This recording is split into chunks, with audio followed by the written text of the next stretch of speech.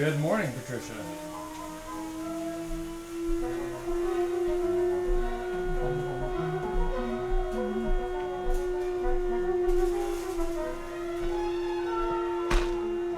Good morning, everyone. We'll be getting started in just a moment.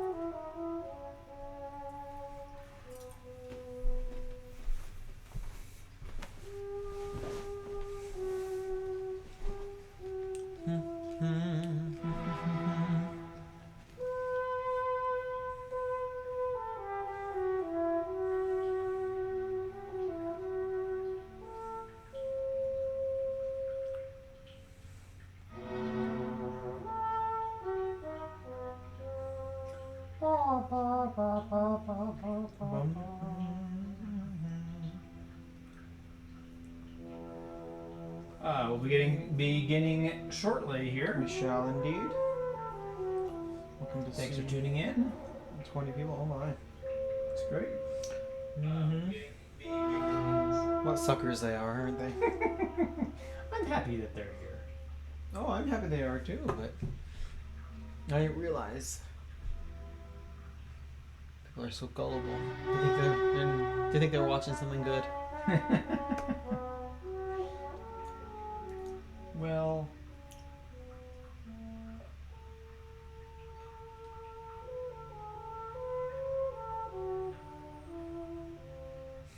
come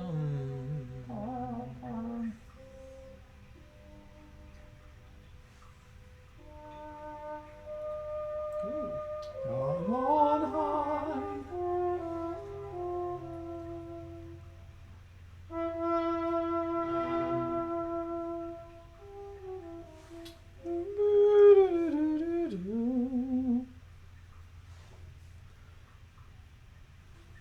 Oh, that was a dramatic pause. high. How do I have so much stuff open? What is So- that? Mm-hmm. How y'all doing here? What was it? You were picking saying up something. The note. That was way low. I'm not sure if we've ever heard this one before. No, this is a new one. We've gotten deep into the playlist. Deep. Right. Into the darkest parts of our souls. How now? Dost winter fall so quickly into the springtime veil? All right. Well, I think Once youth. Aw. let me go grab my cup and then we'll get started. Okay. Welcome everybody. Good morning. Good morning. Glad to have you with us. We are content to have you with us. You have fallen into our plans. What is this? You're in one of those moods again, are you, Father Ashmore? I only have one mood.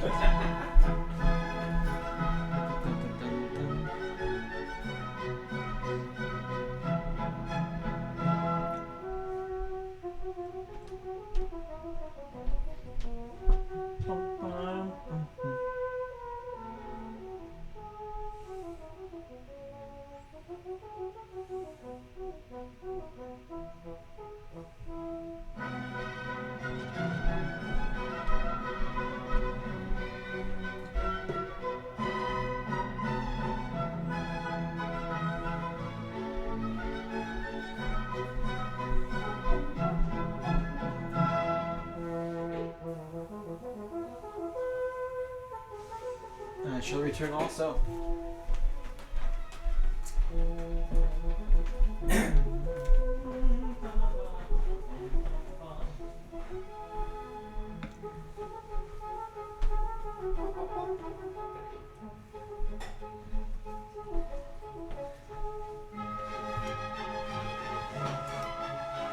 All right. Well, welcome everybody. Glad to have you here. Let me get the music turned down and maybe. Well, we'll figure out what else is on this playlist. It's exciting. It is. So, welcome everybody. We'll get started here. Mm-hmm. Getting started a couple minutes late, but I'm sure you are all wondering why we called you here today. we thank you for joining us here for the Fireside Chat for April 30th, 2020. So, we welcome. have no ulterior motives. No I ulterior promise. motives. I promise you. What do you got? What are your questions? What's burning on your mind? Hello there, Lisa from Curiavars. Good to see you. Hello. Terry, good to see ya. I'm glad that I'm so glad, Karen, that the Fireside Chat always makes the day brighter for you. That's awesome. Thank you for sharing that. Must have a dark day. I'm just teasing. You never know what you'll get during the Fireside Chat. That is Truer true. words have not been uttered all Neither day do we. long. Neither do we. So, welcome. Hello, Bill and Donna. Good to see you. Can't wait for today's topic of discussion, says Lisa. So that's exciting. So we can't wait either. So it's going to be really. Tell us what it is. It's going to be really exciting. I'd like to before I forget too far afield. Don't forget, if you got any questions for us, we often kind of craft our what we talk about based on what's on your mind. So again, one of our purposes is to be your. What are we? What's our tagline? Two priests who live in a rectory together. That is not our tagline. That is not our tagline. No. What is the tagline? I can't come up with anything more witty. Community in the distance. There it That's is. what he's wanting me to go for. He's sitting here. He's like, "Oh, this is gonna be a tough one today." We are your community in a distance. Sometimes he probably wishes that I was more distant from him, but here we are in the You same. never quite know. So, Same house. We've been in here for a while. We're continuing with our lockdown and our stay-at-home orders and everything. So we are your community in your distance, trying to foster that community. So what are you doing in your time? What are you working on? I started, so yeah, get those questions, anything that's on your mind. We're happy to talk about those things as we see them. If we miss them, we don't generally miss them intentionally. We just miss them. So we don't generally just like skip over questions. We at least acknowledge them if Unless we see it's a them. dumb question. Then we... So you watch yourself. No. No, we're kidding. But hey, yesterday I started my first house project. Really, besides learning all this internet and streaming and everything, I've started taking down popcorn ceiling. So. That's going to be a task, and so I think I've got a mask, but I need to go pick up. I don't think I have goggles, so I need to maybe see if I can pick up some goggles somewhere because there's a lot of dust coming down with that popcorn ceiling. All of the popcorn ceiling, it must have been popcorn ceiling in here at one point in time, but it was beautifully taken down. And here it is lovely. That's true, but I guess popcorn ceiling is no longer in fashion. Yeah, So I'm not sure why. There's nothing wrong with it. So we were talking yesterday. I have a very strange personality insofar as I am very detail oriented on some things, extraordinarily detail oriented. And he started talking about popcorn ceilings, and I looked up in my room and was like, "Oh, I do have popcorn ceilings." I had never noticed. Right. And so I have this weird mixture of like, there's some things that will not pass by me. I will see it personality wise. I'll notice it. Then I'm like, oh, look at that. I have popcorn ceiling. Yeah, there's a hole there. How long has that hole been here? There's a hole downstairs too, and I don't know what. Really? The one I don't know what if it used. I just recently noticed it. I don't know how long it's been there. Where is it? Right above the bar. What? Is he lying to me? I can't tell. No, there's like a hole. Huh. I don't know if it was holding a light piece, and I don't. I wonder if there is because I was sitting there at my computer yesterday and I heard this drip. So I don't know if there's like some sort of pipe up in that area. And maybe there's a drip that has come through the ceiling because there's like a thing at the carpet. So I need to have that looked at because I don't know what that is. If there's some sort of drip coming through the ceiling, that probably needs to be fixed. Needs to be addressed. Yeah. Yes. That's not good. If it's making a hole on the ceiling and now dripping on the carpet. I doubt that's what it is. I don't know. You would see the like watermarks around it. That's Yeah. I bet. true. I'll take a look at it. It'll be helpful. Okay, all right. You use your observant eyes to figure that out. So, so yes, I have started that process, and that'll probably take me a while. Yeah, one of these things, last year I took down the wallpaper downstairs, and so that was a good project. And I've never been a homeowner, and I never really will be. But this is something like owning a home because I'm living in it, but the parish owns the home, so it's good for me to do these kind of home owner projects, if you will, every so often because it gives me when people talk about taking down popcorn ceilings or taking down wallpaper and what that process is like. Now I can, let's see, it's sympathize when I have experienced it, right, and empathize if I haven't. Isn't that the right? Sympathize means I am there with you, and empathize with. I am with you, but I'm not, walking with you. I think. I don't know. I wonder if Javine is here today. I think sympathize is, I can sympathize with you because I have experienced it myself. Empathize means I haven't experienced it myself, but I am empathetic to your situation. He's breaking down the Latin. Right, one of me is like to see, to pathos means to suffer with, so suffer with, and empathize means like suffer into, so it does seem to make sense. That one sounds like to me a false etymology, but I'm not sure. It might be a false etymology, but I think it's what it means, though. I don't know about that. Yeah, I'm not saying that's true. There are false etymologies out there. This is one of the things that are kind of interesting topics. One of my pet peeves is when people make a distinction between homilies and sermons. Oh. So some people, I'm sure you've heard about the distinction between a homily and a sermon. A homily, they say, in a very erudite way with their nose up in the air, they say a homily is based on the readings, whereas a sermon is not. A sermon is based on a topic. That was a etymology, a meaning of those two words made up in the 20th century, and nobody knows where it really comes from. Homily comes from the Greek word homilia, which means speech. Sermon comes from the Latin word sermo, which means Speech? speech. There is no distinction between the two. I see. That is just something they made up in the 20th century. I see. Mm-hmm. I have been guilty of doing that even recently. So I guess that's a good thing I haven't said that around Father Ashmore. It's a good thing that hasn't come up in a It sounds so erudite and so but it means nothing. Like I get the idea that there's more of an emphasis of coming from the readings in in a mass. When we're giving a sermon, quote unquote, or homily at a mass, we're coming from the readings. Right. But it's not real. It's Well, I use that distinction, yes. So I've used that distinction, but now I'll be more careful of how I use those words because it's going to drive. because I'm a pedant. No, it's good. It's good to have those corrections. However, what I do say sometimes is that people ask, well, why don't you talk about abortion or immigration or whatever topic they want me to talk about because I'm not talking about it enough.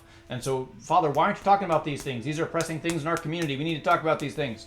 And my response is, I use that term, but I will rephrase how I do that. I will just say, not using terms, but my training was that you take the scripture of the day or the reading or the prayers or anything that comes from the liturgy itself, using that as your basis, and then preaching about that.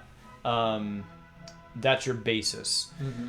Instead of saying, what do I think that the people need to hear about, so I'm going to talk about this. I personally don't like that approach because I like kind of letting the Holy Spirit kind of define, and the church define, here's what's offered to you on the Sunday. Reflect on this, and then offer some reflection on that. That being said, at the same time, I do strongly believe also that what we take into our bodies is what will come out of our bodies as well. So if we are taking in lots of things about etymology, or if we're reading a lot of posts about immigration or abortion or whatever your topic that you want to hear about is, if I am taking in a lot of that, then that's naturally going to come out because that's what has been coming in.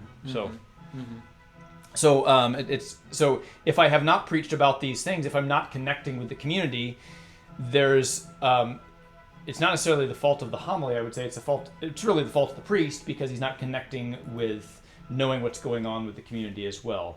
It still needs to be rooted in there because I really don't think that the homily should be a time for a personal agenda of the priest. No. It should connect the scripture with the lives of the people. But if there's not a connection, at least for me, I'm not going to go stretching way out of my way to say, well, look at this. See how this is talking about this issue. If that's my approach. Yeah, and I think that's a totally valid distinction. There are two different types of talks. One is you can have a topical sermon or a topical speech versus a speech that comes forth from sources. So I think that's a totally valid distinction. So I don't think the distinction is false. I find the etymology of it. Sure. You know what I mean? Yeah, I get that distinction. Uh-huh. People love to push forward ideas by etymologies, and etymologies is looking at the basis of words, and yet etymologies, once you study enough language, so if you study a little bit of language, you think etymologies are super cool, and I do love language, and I think etymologies are very, very cool. Indeed. The problem is, though, you start thinking that just because this word was put together with this word, say, especially German or other languages like Greek. Latin doesn't do this as much, but it does do it a fair bit. But Greek and German are both examples of languages that put words together to mean two different concepts. Like the word for satellite in German is something along the lines of machine that circles the earth. That is a word for satellite. You can put the word for machine that circles the earth all together. Very. I don't speak any German, but that's. I think I was close. Yeah, exactly. But if you take that too far, then you're going to be sitting there. You're going to be like, okay, so satellite, man, it's a circling thing. That machines, man, and you suddenly get all these absurd interpretations. I really like Father Ashmore's groovy voice. Could you do that again, please? Satellite's like this machine that just circles, man. That sounds like something that Father Greg would say. Now, could you do that in a Father Greg voice? Yeah, it's like a machine. It circles the earth, and Why am I even here right now? They're making fun of me. I don't like this. I can't wait to see the new show of Being with God. We're trying to give them all kinds of material to toss back at us with. Anyway, I don't know when the show comes out. Maybe I don't know if it's coming out on Maybe Fridays. There's not or... gonna be another one. Maybe we've scared them away. I hope That'd be not. sad. We've been promoting your show all week, Father Greg. Where are you? Come on, get your show on.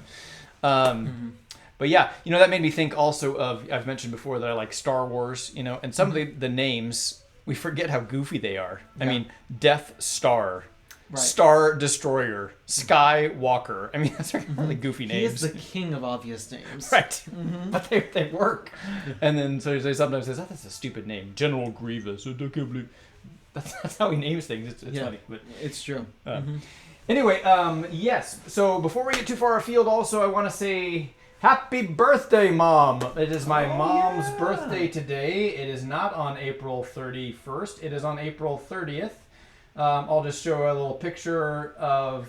This is from my nephew and niece-in-law's wedding last year. It's very rare that all 6 kids of us get together, and even rarer that we were all doing jazz hands. So we all were able to be there. Although you would think that from his family gathering that, jazz hands are probably more common in his family than other families. Well, that's true. As far as the making odds of rate how likely it would be for the O'Connor family to do jazz hands versus, I don't know, the Ashmore family.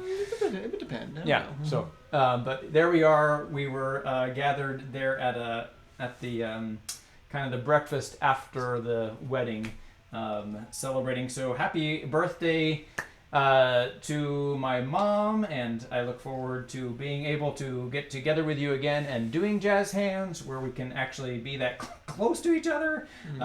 So yes, that's my family. That's all of us gathered. So we are 3 and 3, 3 boys, 3 girls, and there we are. So happy birthday to Mom, and I'm gonna go to the camera for a moment here, and let me go over here. So yes, happy birthday, Mom. I love you very much. Thanks for being born, and thanks for borning me, I guess. So, Begetting, begot bringing to light. So yes, and also I want to do a shout out to the Dryling girls. Hi, Dryling girls, if you're watching, good to see you. And to my nieces, Laura and Rosalie and Rachel. And Rachel, look what I received in the mail yesterday. I think that you made this. It's awesome.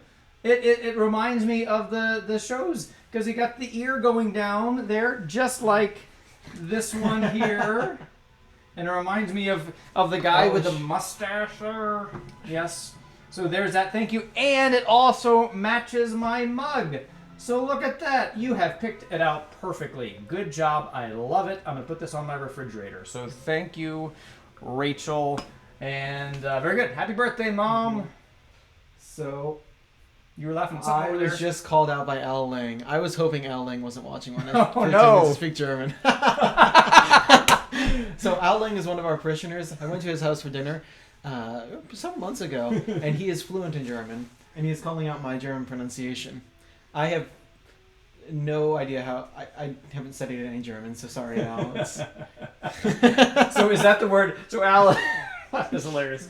So Al, is that the word for satellite? Do we know? Yeah, can you say? So I've seen the word for satellite before, and it's something like machine that circles the Earth, but maybe there might be another word or something like that. So I'd love to hear what it is.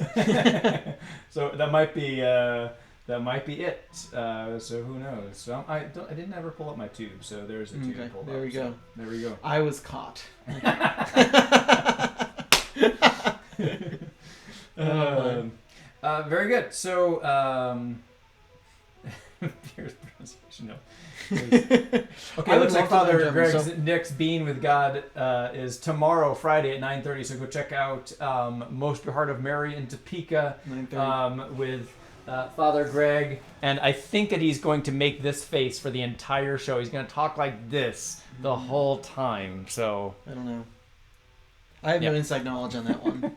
this is the picture. There's actually a goofy picture of me. I'm standing right here. This is when we went to San Diego.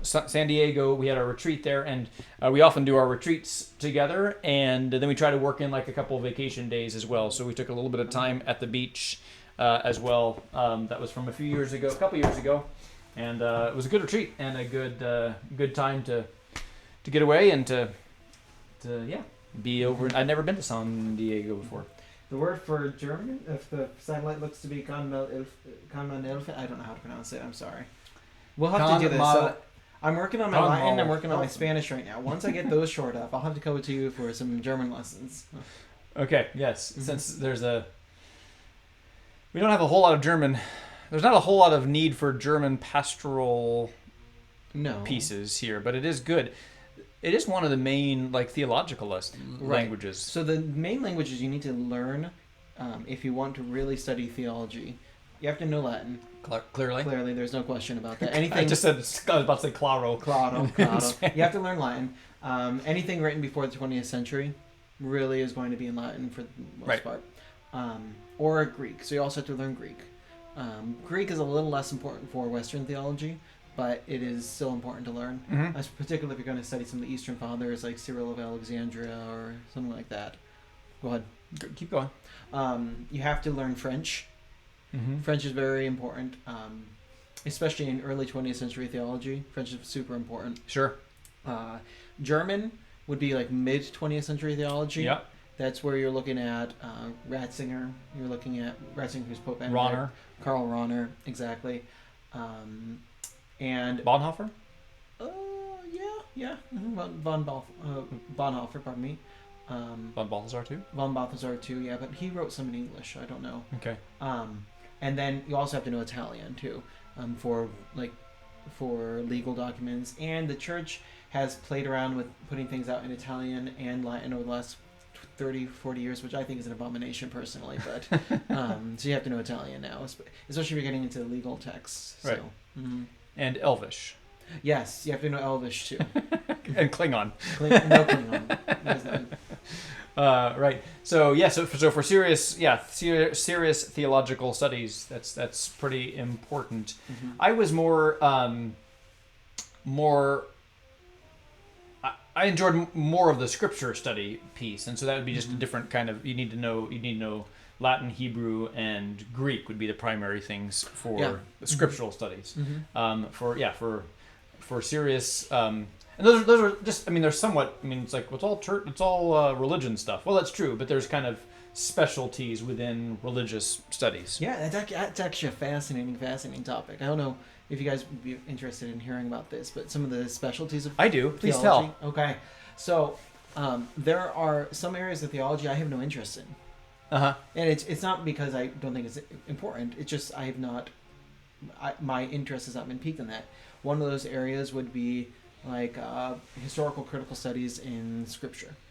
Historical critical studies are when you dive into the text and the history behind certain scriptural pieces. So going into Exodus and really digging apart the language to try to see what could have been culturally important to the people at that point. I have no interest in that whatsoever. It's really important, but for me, that's not fun in the least. Super important historical critical method when used properly. Great. I can leave it. I don't care. And I really enjoy that to a certain extent. When it gets into all like the theories of who wrote what, I don't care about that kind of stuff. To a certain extent, I mean, it is somewhat helpful to know at least somewhat about that. I think it's important to know, like when you look at the scripture, like who's the author as best as we can tell, who is it written to as best as we can tell, and what are some of the main cultural themes. I think is very helpful for me when I do scripture study. But very but again, less of an interest for Father Ashmore. And it's not wrong. No, it's not. I respect people who do that because it's very tough. Sure, right. So, but it's a little too pedantic for me. I'm pretty pedantic. Whoa. So, I really love Christian anthropology. Yes. And Christian anthropology is the study of the human person in the light of Christ. That's one of my favorite areas of study. So that's looking at how the intellect interacts with the will, what grace does in the soul. That's one of my favorite parts of theology, personally. I love metaphysics, which is the study of being itself. Right. Just call that. And I love spiritual theology. Spiritual theology is one of my favorites. But do you have any other favorites? No, I think those are all. Excuse me. You've named a good portion of that. I think. I mean, for professional religious as we are, there's really as much distinction in, I think, like religious studies as there would be in law or in medicine. If you know a lawyer, you might jump to ask them, "Oh, well, you're a lawyer, so you know about this or whatever." It's like, no, I do commercial law, or I do, I'm not a prosecutor. I don't know anything I don't know about these kinds of procedural things. law. I can't help you. I work on immigration law, or I do this or that. There's very distinct practices within law. And same thing with medicine.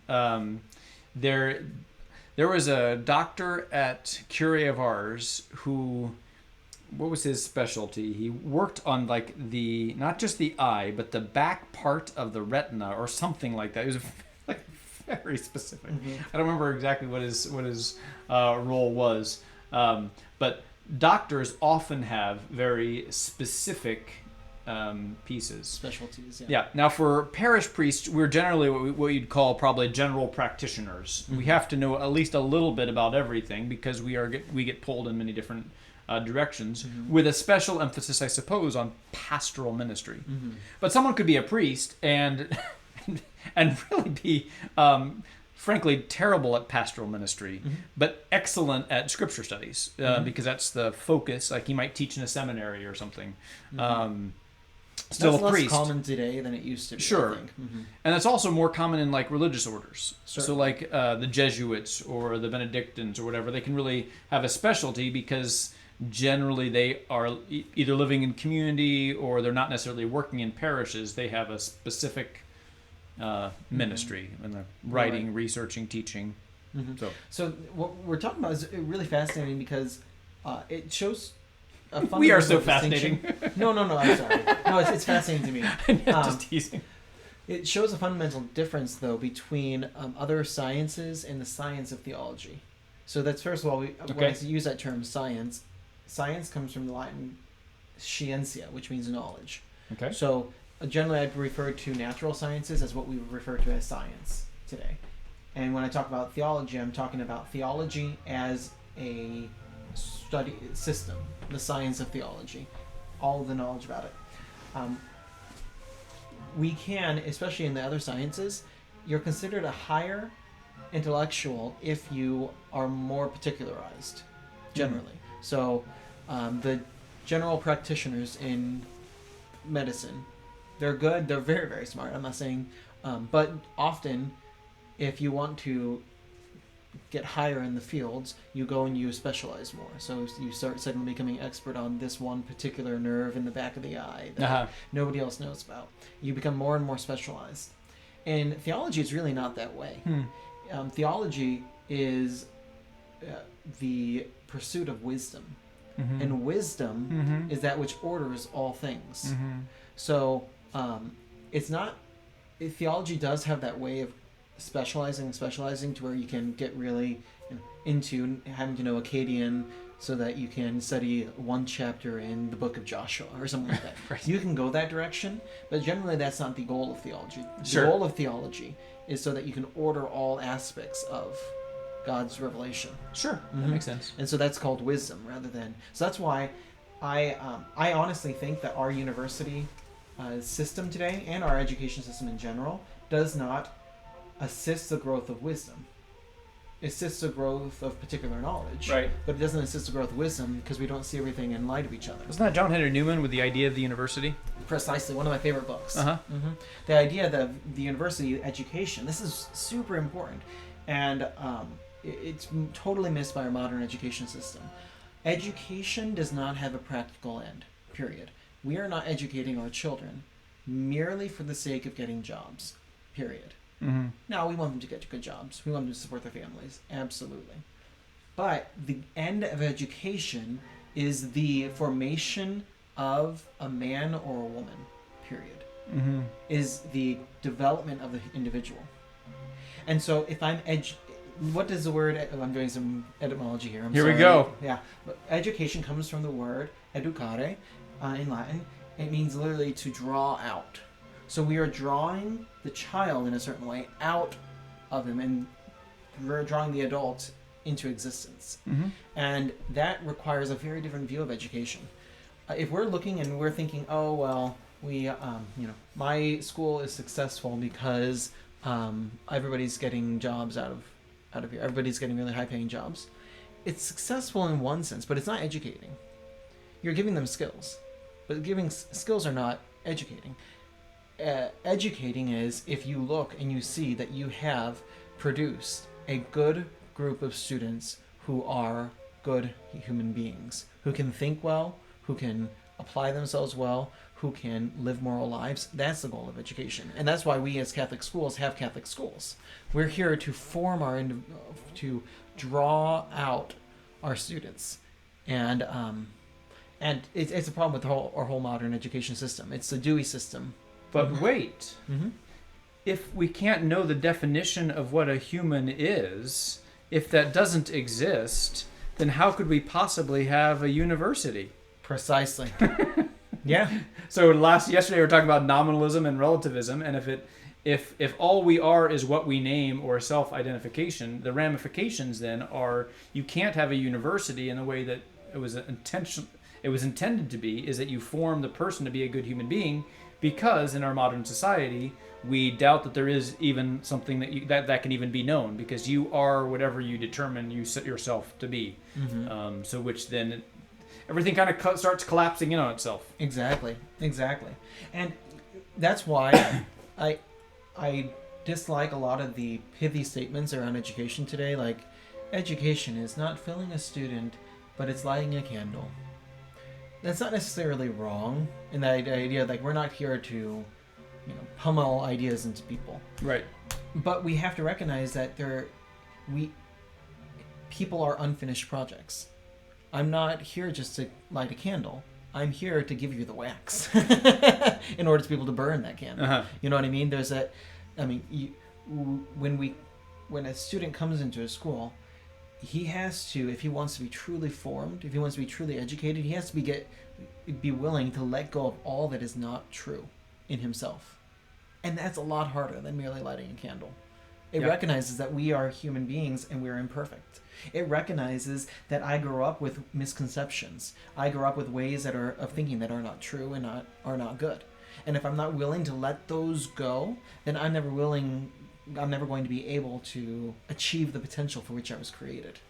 Yep. It's good. Mm-hmm. Sorry, I'm ranting right now. No, it's okay. That's okay. Uh-huh. I was ranting the other day on Tuesday Night Live. I got fired up. People that watch that Tuesday Night Live episode, if you want to see me fiery, boy, I got pretty going on humanity. But because I think that if we want to be honest, what our universities should perhaps rename themselves to pluralversities. Mm-hmm. Because they're not unified in one identity of we are here to form the person to be a better human being and to grow closer to God. Mm-hmm.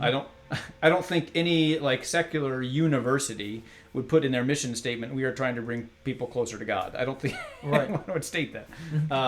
And that's the whole reason why I'm sure our Catholic universities would say that. Well, and that's the whole reason why we have a school. Good Shepherd is failing if we're not bringing our students closer to who they should be in the eyes of God. Right, and that's what I say. That's what I say all the time. Is if our Catholic school is, if we are raising people up that are good members of society, even or good workers or whatever, but they don't go to heaven, we have failed, right? So, right, exactly. I'm speaking a little bit. Hyperbolically or flippantly. You tend to be pedantic. I tend to be hyperbolic, and but that's the case. That's why we are here. We are not here just to teach math skills for that end in of itself. And that's not bad. It's not bad. I don't want my teachers. I love our school. Absolutely. I want our teachers to know I support our students learning science. Absolutely. And languages and all that sort of thing. You need to know that one person plus one person plus one person equals the three persons of the divine Trinity. You need to know that stuff. Exactly. But if we're only doing that, then we're not achieving why we're here. Right. We're here to make saints. Exactly. Because, I mean, quite honest, public schools can do that. I mean, they can form and they can have great education, but our mission is to educate, to draw out, and to bring people closer to God, right? Again, not saying that the public schools are not necessarily doing that either, because I think people can really grow closer to God in our public schools as well. I'm a pub school kid. Yeah. Well, I've that doesn't seen say things. anything, but I've seen things. I still get the jitter sometimes. but anyway, so just talking about kind of the mission. How do we get on all this stuff? But the mission of the school, the mission of a university, at least in the classical sense, is to draw people out, to be formed, and to be formed to be saints, to be formed to be closer to God. Right. Because the university system really came out of the, didn't it come out of the monastery system? Yeah.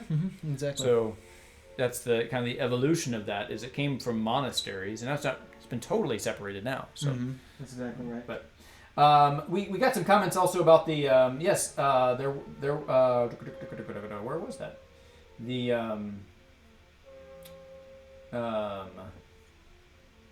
Russell, Kansas. There was something about German was used at St. Anthony's, now St. Mary's St. Anthony's. It was a German parish in KCK. Yep. So German certainly was a reality for many of our immigrants coming in from Germany and I guess other countries. That generation has mostly. It tends to be the case is the first generation speaks the language where they came from. The second generation is kind of mixed, and by the third generation they are completely speaking the language of the country, and that tends to be the case with all the immigrants. So, like for at Good Shepherd here, we are dealing particularly, one of our ministries is particularly dealing with the Spanish population, which is a mixture of all three generations, but mostly first generation right now, first and some second. A lot of the kids, of course, they're speaking.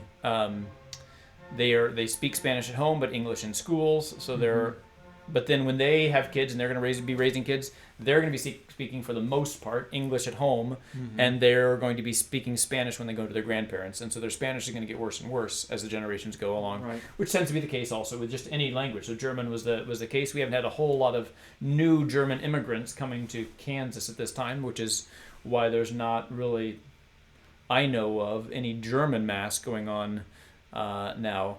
I think still people have a longing though, because it connects them with their heritage and where they came from, but there's not as much of a practical necessity for that. And I think sometimes people even would celebrate. I mean, if there used to be, I don't know if it's still happening, a Polish mass once a year there in KCK. But again, not many people rely solely on the Polish language for Right. And one thing to everything. consider with that in particular, most of these people were not celebrating Mass in their native language. By that point, I mean, they were celebrating Mass in Latin, for the most part.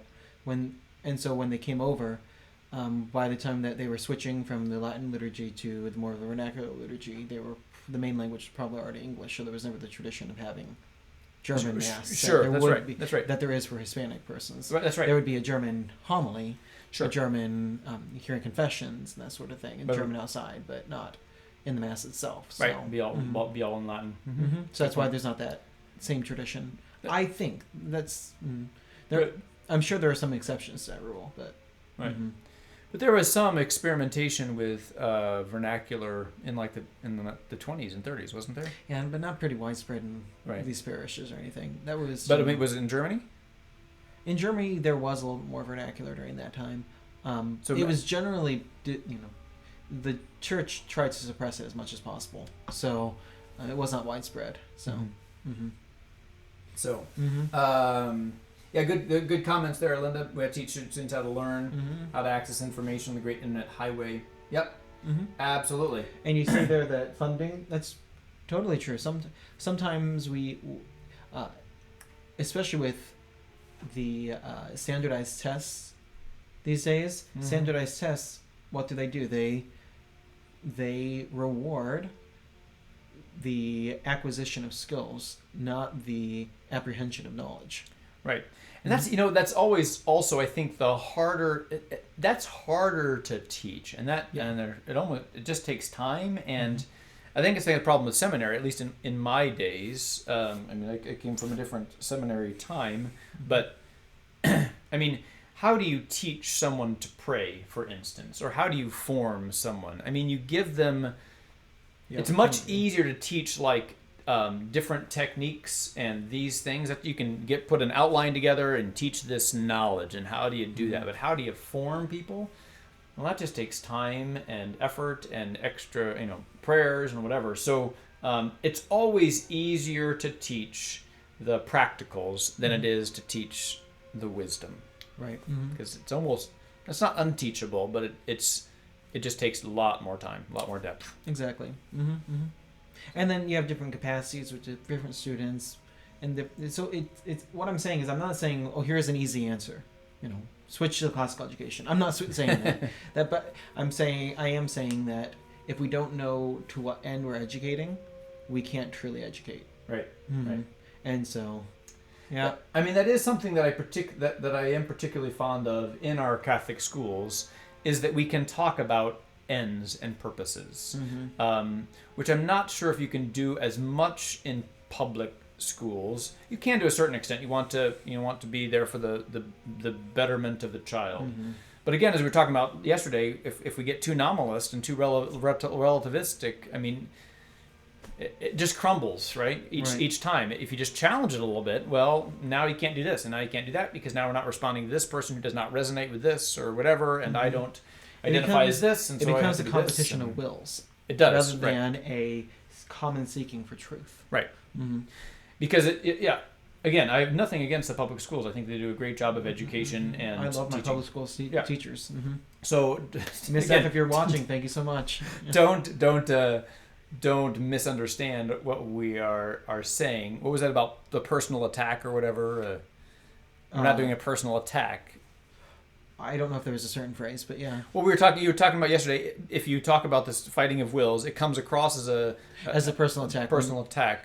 We have to separate persons from ideas. Right. So this is ideas, not persons or whatever. Right. So, but because the Catholic education system, at least in theory, is rooted in God and bringing people closer to Christ, we can talk about like ultimate truth and truth. This is right and this is wrong, and we have a long leeway to run there because we have the scriptures that we learn from. We have the teaching of the church, and we can say this is right and this is wrong, and this is what we are going to do and this is what we are not going to do. We have that kind of privilege in the Catholic education system that is a little bit harder to accomplish in a public school system, at least currently in our country, which is much more pluralistic and inviting of all ideas.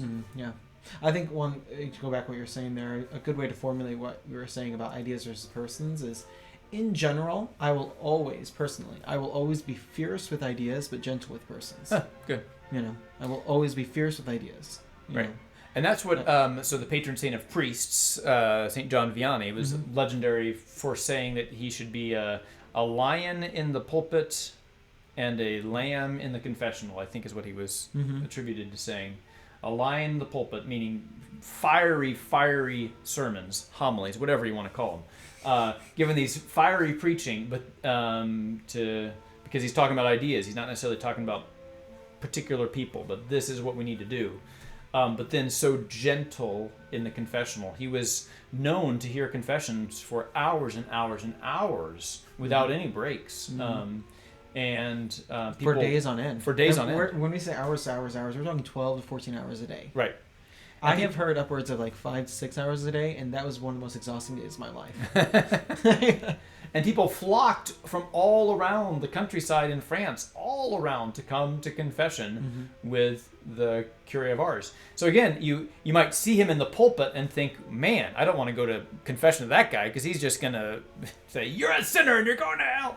But apparently what I have heard is that he did that in the pulpit, but he was so gentle and merciful and compassionate in the confessional. Still challenging people to change their lives, of course, but anyway, that's just kind of the idea of what does he say? Fiery with ideas, and fierce with ideas fierce and gentle with persons. fierce with ideas and gentle with persons. So, Debbie mentioned that Archbishop Naumann is praying the Rosary at 2 p.m. tomorrow. So awesome! Thanks for. And going on that topic, we will be at 9:30 tomorrow doing a consecration with the students, and it should be on YouTube and Facebook. I believe is how we're going to do that. We'll put it as normal. So tomorrow at 9:30, we'll be doing a Marian consecration, a consecration to the Blessed Virgin Mary.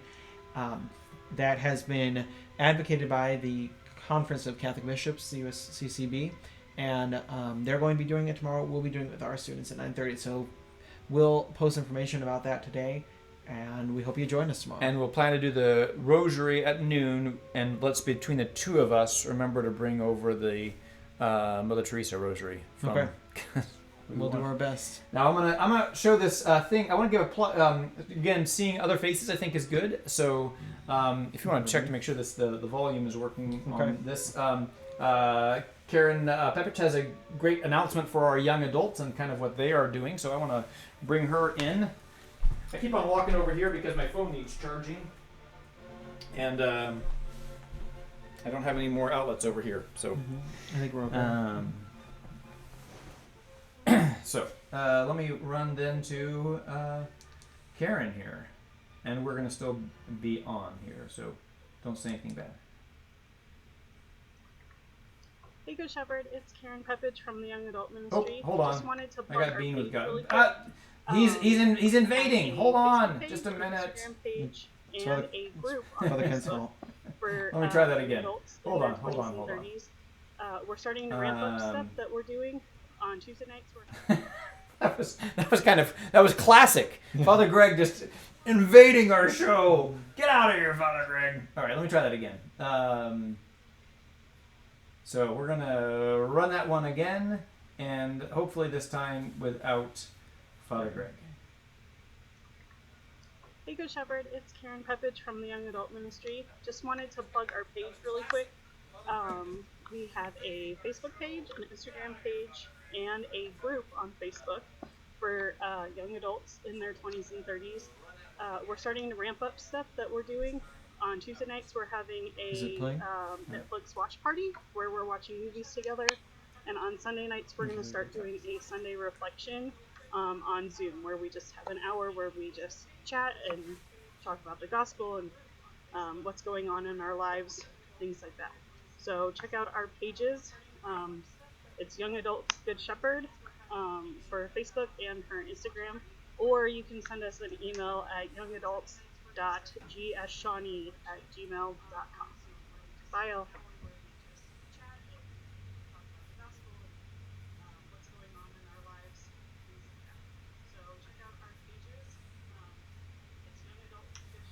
All right. Well, thanks so much for watching today. I don't know if you have anything else to add. We're kind of at the end of our time here, so very happy for Karen's announcement there. So, and thanks, Jen. And again, happy birthday, Mom, and I love you very much. And don't forget, this guy has his birthday on Tuesday. So Tuesday, Cinco de Mayo, Revenge of the 5th. He's got his birthday. So It's true. all right. Have a great day. Thank you all very much. God bless you.